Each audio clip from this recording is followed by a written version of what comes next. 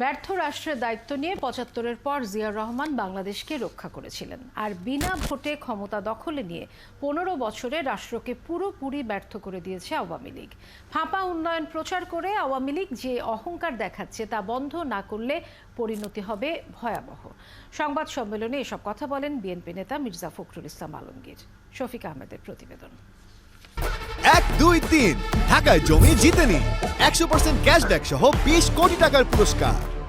দলের ভারপ্রাপ্ত চেয়ারম্যান জনাব তারেক রহমান সাহেব উপস্থিত ছিলেন। আমাদের গেল ৮ তারিখে বিএনপির স্থায়ী কমিটির সভার আলোচনার বিষয় তুলে ধরতেই এই সংবাদ সম্মেলন। গুলশানে বেগম খালেদা জিয়ার রাজনৈতিক কার্যালয়ে দলের মহাসচিব জানান ৫২৭টি ভারতীয় পণ্যে ক্যান্সার সহ নানা জটিল রোগের উপাদান শনাক্ত হয়েছে।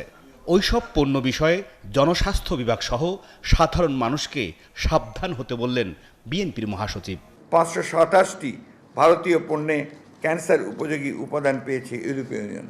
এমন পরিস্থিতিতে সবাই মনে করে আমদানি করা পণ্য যথাযথভাবে পরীক্ষা নিরীক্ষার ব্যাপারে নিশ্চিত না হওয়া গেলে প্রতিটি নাগরিককে নিজের এবং নিজেদের পরিবারের সদস্যদের স্বাস্থ্য রক্ষায় নিজ উদ্যোগেই সতর্কতা অবলম্বন করা উচিত।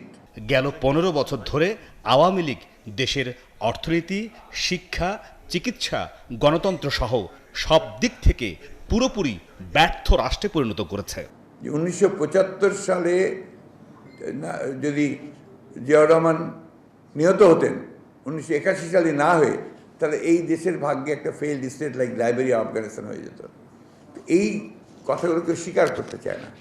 জিয়াউর রহমান তখন দেশকে রক্ষা করেছিলেন। এই সরকার পরিকল্পিতভাবে এই রাষ্ট্রকে একটা ব্যর্থ রাষ্ট্রে পরিণত করেছে। এমনভাবে কথা বলেন ওনারা, যেখানে ওনারা ছাড়া এই দেশে আর কেউ নাই। আসলে তো এখন তার নাই।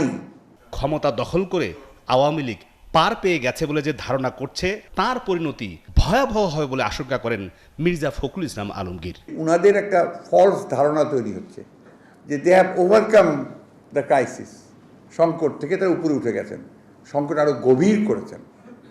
এই বিগত নির্বাচনে আওয়ামী লীগের সংকট আরও গভীর হয়েছে, সরকারের সংকট আরও গভীর হয়েছে, এবং ওনারা যদি এখনই সেটা উপলব্ধি না করেন এবং সেই নির্বাচন চেষ্টা না করেন, তাহলে ভবিষ্যৎ তাদের জন্য খুব ভালো না। শফিক আহমেদ, ৭১, ঢাকা।